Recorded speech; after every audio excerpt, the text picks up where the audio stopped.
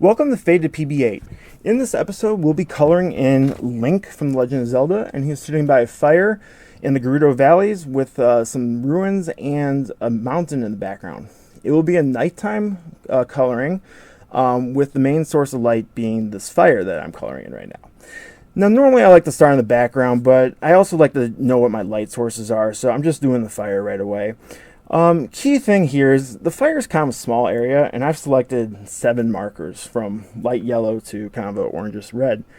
I always start with the lightest color and kind of generally work my way to the darker ones, but what I'm being really careful of right now is I'm not oversaturating the paper. If you're using many markers in one area, it's very easy to add too much ink before it's allowed to dry. And the thing is, like, with really wet ink, it's much easier to blend things, but if it's too wet, things can kind of blur together a little bit more than you might want. With really wet paper, the ink can also kind of bleed through the lines, and I get a little bit of that here, but you won't really notice it at the end. Okay, so now I'm doing the sky, and I'm actually starting with I'm doing the opposite of what I normally do. I normally go light to dark, but now I'm going dark to light. So I started with my black marker, and I'm using I'm just stepping up towards the sky, so it's going to get a little lighter as we kind of go up. I go to N10, then the N9, N8. Those are Copic markers. I use Copic markers for grays typically. And what I'm going to do is kind of mix in the grays with a gray blue. And see I got it wet with the grays first, and now I'm coming in with this light blue color. And at this point, I'm not really sure if this is the color that I want, but I know that since it's a lighter color, I can always go darker. So I'm kind of experimenting a little bit with very little risk involved. And in fact, I actually didn't really like that color blue. I think it was a little bit too light. So I'm coming in with the darker marker and just covering up what I just did. No big deal. You can't even see it. So filling in with that dark blue, and then I'm going to come back in with the black and the grays. And with these dark areas, you really want to saturate the paper because the paper gets kind of like patchy. You can almost kind of see the white of the paper, and the ink looks a little bit uneven unless you really saturate it. So you're just going to have to go over the dark areas a few times just to make sure that it looks nice and even and you can't really tell that the paper's there. So I had actually tried this before, and that's what I'm showing you right there. I wasn't really too happy with how it turned out before, and I actually ended up damaging the paper by the pillars because I went over it so many times. Kind of like the fire I was just talking about, how you have to be careful not to put down too much ink at once because you have the risk of damaging the paper, and it's a mistake that I still make sometimes. So what I'm doing right now is I'm coming to the mountains, and I'm going to use warm grays for a lot of this drawing. And I'm actually just hitting the shadows with W10. W10 is the darkest warm gray that Copic offers. And basically what I'm doing is I'm just kind of forming the color, the drawing for myself. The more I add colors to it and the further I progress along this thing, things just kind of stick out. They become a little bit more three-dimensional. And as the artist, it's kind of like a tool for me, and it just kind of helps me decide, like, how dark I need to go in certain areas, because I can kind of compare colors next to each other. So I'm kind of getting a little bit lighter as I come towards the foreground. So for the mountains, I did W10 as the darkest area. For the pillars, I did W8. And then for the foreground on the back of these rocks and stuff, I'm using W7. So W7 is the darkest I'm going to go. Now the colors that you see right now, we're going to end up going over those a bunch.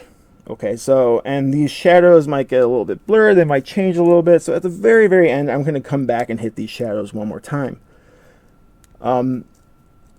Like I said, it's creating a tool for me. You want to make it as easy as you can for you, so the order in which you color things in is important.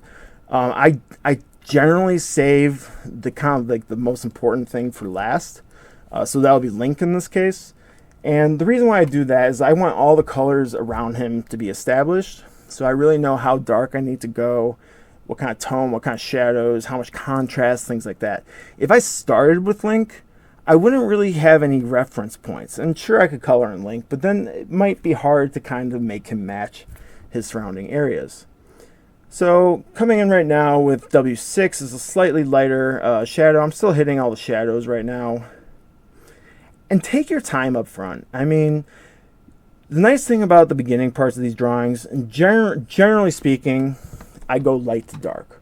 When you go light to dark, you can always, you're just kind of stepping it up and you're getting darker and darker and darker.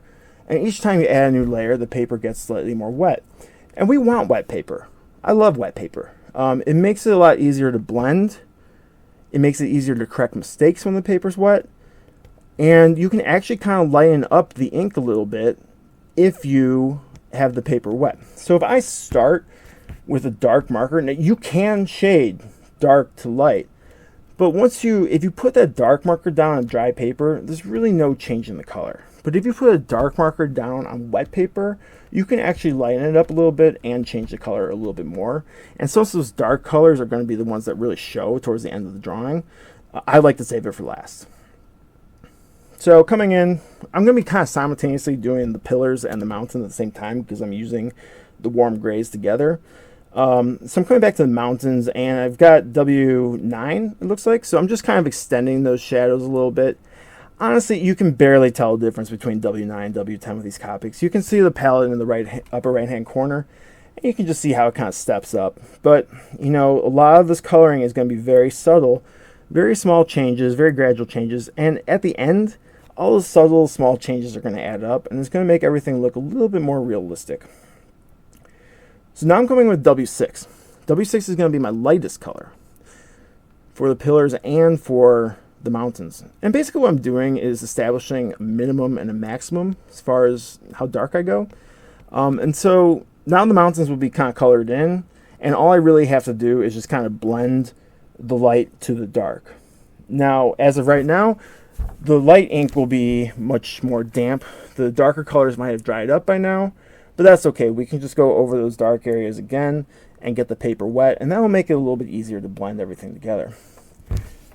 I don't like to stick with like all gray. Unless I'm doing like an all gray image, I usually like to kind of mix in like a normal color. And for the normal colors, I use Ohuhu. I think they have like a very large variety, and they're very affordable, and they just blend together really, really well. So what I'm doing right now is I'm actually going to make a mistake, and I'm experimenting by adding this brownish color to that back mountain, but I didn't really like it. But I used a lighter color, so I'm just going to make the mountain darker. So I'm correcting this mistake. Going to make the mountain a little bit darker. Try to just beat it with with those grays, because each time I go add a little bit more of that gray and the ink is wet, it'll transform it more into that grayish color. However, I did make this mistake, and I need to be consistent. I need to stick with it. So I didn't want to go over these main mountains with that brown that I just did, but I kind of had to, because I had to match the mountain in the background. So I very lightly went over it. I made sure that the ink was wet, so I went over with W6. Now I'm going over W7, and now I'm just kind of blurring that brown that I just added into the image. And it's just very subtle, but it does change the color, and now it's going to match that mountain in the back a little bit better. I chose to add the color to the mountain in the back instead of the colors in the front on purpose. I was kind of experimenting. I wasn't sure if I was going to like it. So generally, you can experiment on your drawings themselves, but you want to kind of choose something that either like an area that is going to end up being darker, and you're going to end up going over with a darker marker, or maybe just an area in the background that no one's really going to notice that much. So that's what I did there. I made a mistake. I stuck with it. I stayed consistent, and I just carried it through. I didn't like tear up my paper and start over, kind of like I did earlier. But the earlier one was also just for practice, because I wanted to make this as good as possible if I'm putting it up on YouTube. Still working those W's right now, those warm grays, hitting the pillars, and just kind of extending my shadow a little bit. Now, I'm not doing the pillars all at once. They're kind of a relatively small area. They're kind of thin. And if I try doing them all at once, like I did in my previous attempt, you can end up putting so much ink down on the paper that you end up damaging the paper. So the solution to that is to add a couple layers, let it dry a little bit. You can actually kind of touch it and feel how wet it is. But you just want to make sure that you're not just beating a dead horse. You're not just going over and over and over and over. You have to let it dry a little bit. You can't oversaturate it. There is a happy medium between completely dry and soaking wet. And if you add too many layers too quick in a small area, you will get too wet too quickly. For the foreground, I'm going to do kind of my more standard approach, and that's going to go from light to dark. I'm basically just kind of, like I said, I'm just kind of transforming it, making it slightly more three-dimensional for myself. I'm creating a tool. I'm going to end up going over that color that I just added. You're not even going to see it at all towards the end. But I'm creating this tool for me, and with the really light marker, I'm starting to get that paper wet because I want it wet when I add new colors, and it makes everything kind of blend together a little bit better. It fills those little gaps in the paper a little bit better, so it's not all patchy. But one thing I like to do with the lighter sections in the earlier stages is use a variety of colors of like a similar tone, a similar darkness. And that will kind of make each rock here its slightly own color. The rocks will all look like they go together at the same time, but they're all going to be slightly different tones, all slightly different colors, because I'm mixing in so many different colors. So I'm just kind of like going a little bit here, a little bit there. I might really saturate one area of a rock, and I might leave another area of the rock completely blank and save it for a different color. And by doing this, I'm going to end up kind of mixing them all together. You're going to create like some sort of gradient, and each rock is just going to look a little bit different from each other. And that's really what we want. I'm kind of working the browns with the grays right now, so I'm kind of going to jump back and forth a little bit, but right now I'm focusing on the browns and kind of bringing those shadows out. I'm stepping up as far as darkness goes. Initially I just threw down those dark shadows just kind of like as a target color for me to try to hit, but right now I'm still not entirely going for the darkest markers, just kind of blending everything together. Variety of colors, kind of mix it all, avoiding link, saving link for last. You really just gotta stop and think like where the light is gonna go. This fire is my main source of light. We can hit some highlight areas with this marker that I'm hitting right now, and that will kind of represent like a reflection of the fire towards the camera. So I'm really just doing the areas that I think are going to kind of reflect it back towards me. A little bit in the pillars. Now the pillars are further away, but they'll maybe get a touch of that fire, just a tiny bit. But the pillars are mostly going to be lit up from the ambient light that's above us and behind us. So I'm hitting with two different colors. I very rarely just choose one color and go with it. At the very least, do two colors. And you can actually do a lot with two colors as far as blending goes. But if you just use one, you're going to be stuck in a monotone. So even with these highlights, I kind of hit it with the yellow, and I hit it with an orange, and it just gives a slight variety, a slight texture change to the final result. And then I kind of work these different colors a little bit, but they kind of get different. So then what I do is like when I'm pretty happy and I'm like 80% there, I come in with a base marker, kind of like a middle tone marker, and I kind of blend everything together. Like I said, you can always use a lighter marker, and they just kind of become blenders. So if I grabbed a lighter marker right now, like my lightest brown, and I added it, you wouldn't see the color, but it would still be useful for blending the ink together. The other thing you can do is just kind of keep the paper wet. If you hit an area that maybe it's dried up a little bit, you can just kind of add a lighter color. It won't change the color, but it'll keep the paper wet. And sometimes that's really helpful. I pretty much always want my marker moving. Even if I'm just kind of thinking, I very rarely just sit there and watch, because as soon as that ink hits the paper, it starts to dry, and I like to keep it a little bit wet. For the dirt, I kind of start light, and I'm kind of radiating outward, just using slightly darker markers as I go. Gotta be careful working around these areas. You gotta know your surroundings. Like, what are your similar colors?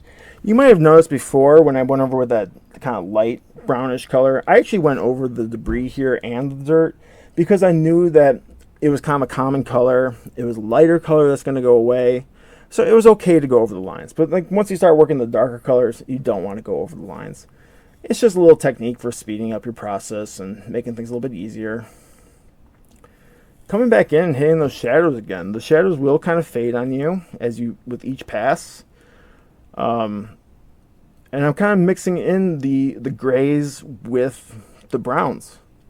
I kind of have two separate palettes going on, and I kind of jump back and forth a little bit from one to the other. Usually, probably like 80% of the time, I just have one palette. But when I add in those grays, you can actually do a lot having two separate palettes and kind of jumping back and forth between them. Right now, I'm just trying to hit the highlight areas a little bit more. When the paper is wet, so that paper's all wet right now, I can come in with like a lighter orange and really just kind of hit those highlight areas, and it will change the color as long as the ink is wet. You can always flip over the paper and kind of look at the backside, and it'll really tell you where you've really hit some areas a little bit more than others. You tend to go a little bit slower around lines. So like when I was doing the sky, for example, that border, like right between the sky and the mountains, I went really slow. And when you flip over the paper, you can see that color all the way through. But then you go to the more open area where you can kind of just like quickly use your marker, and you flip over the paper. Well, it's pretty white. It didn't go all the way through. So sometimes you can kind of flip over the paper, and you can tell how wet something is, but you can also tell how many times you've been over it. And I like to be able to see kind of the other side of the paper a little bit. So now I'm doing Link. Again, I'm being really careful not to oversaturate them.